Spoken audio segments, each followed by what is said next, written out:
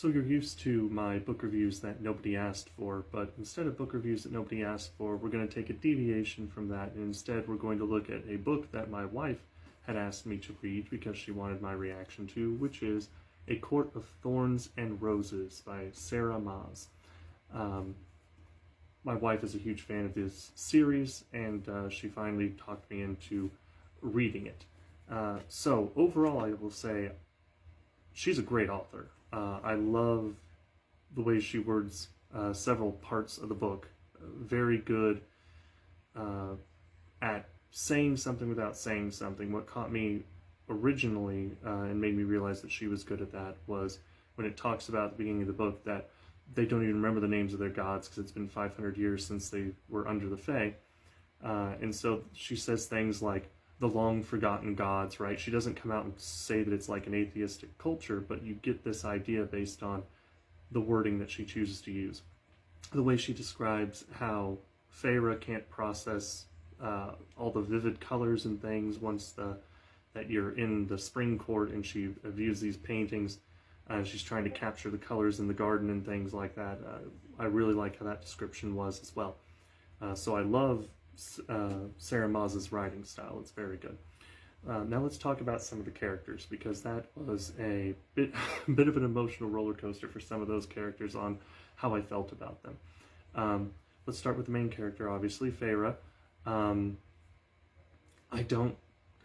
want to like her. I really do. Don't get me wrong, she's bad, right? And I mean bad but we're on TikTok, so I can't cuss. And I appreciate that.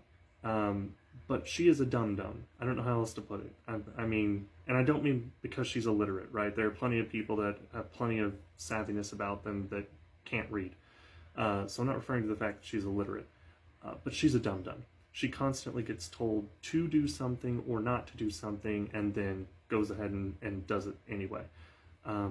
Probably the glaring one that I was like, what are you doing, girl, is when she thinks she sees her father out in the garden on the spring court estate. It's like, you know dang good and well that that is not your daddy. Why are you doing this? And then I wrote down the name of the festival so I wouldn't forget. She was specifically told not to go to the Kalanmai festival, where Tamlin was going to go feral and yada yada, the great rite and all that. She was specifically told not to go there, and she goes anyway. And there's a lot of stuff that she gets herself into trouble a lot, right?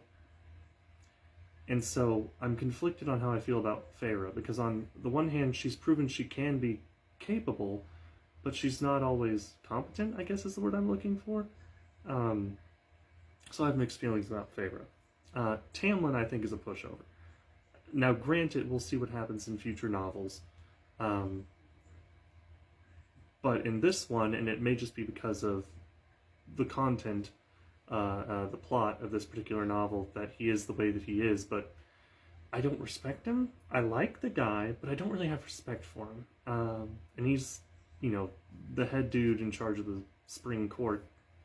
You would think he would be a little more, I don't know, commanding of respect? I mean, his court seems to like him, and people seem to respect him, but I don't, based on how the story unfolded. I like the guy, but he just doesn't strike me as an actual ruling authority, even though he is. Then there's Rhys. Rhysand.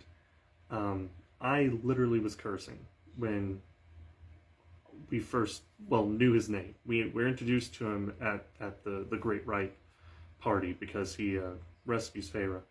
But when we learn his name, that scene, when we're first introduced to him, no, I was cussing up a storm. Did not like him one bit. And without revealing too much of the plot, although if you're watching this video, surely you understand there'll be spoilers. By the time we get to the end of it, it's like, okay, I understand why you've done what you've done, but I still think you're, what are the words I used? I had to be careful because I don't want to cuss, and I normally cuss like a sailor. I wrote, oh, he's a punk and a scoundrel. That's what I put. He's a punk and a scoundrel is how I would describe Rhys. And I don't particularly care for him.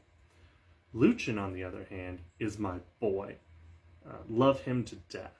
I was so upset to learn of his backstory and all that he had gone through, and then Amaranthan being a punk and having Tamlin give him the lashes when he had the outburst at, I think it was the first trial.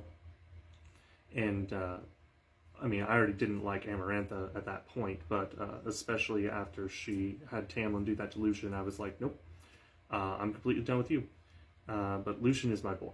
I'm very excited that he survived this novel, and I look forward to what he does in the future novels. Nesta, at first I didn't like her. In fact, I think I cussed about her some too. I didn't care for her at all. But it was interesting to see that the glamour didn't work on her for whatever reason. We didn't get adequate explanation about that.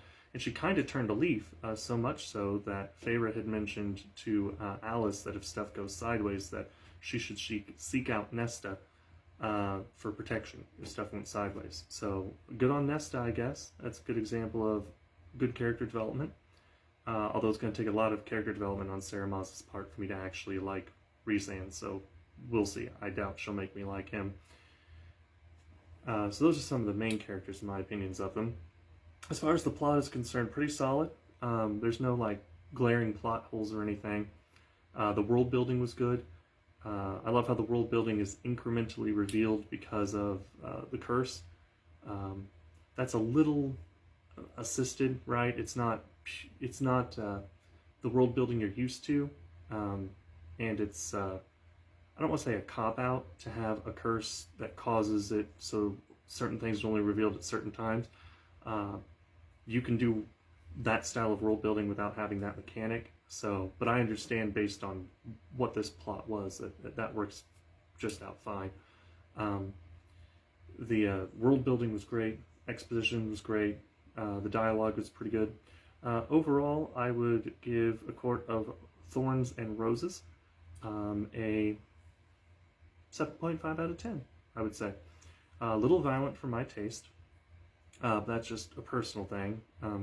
You know, it's not like Game of Thrones or anything, but some of the descriptions, especially when we have Amarantha at the end there, really taking it out on Feyre, that was a bit much, and the description of what happened to Claire was a bit much.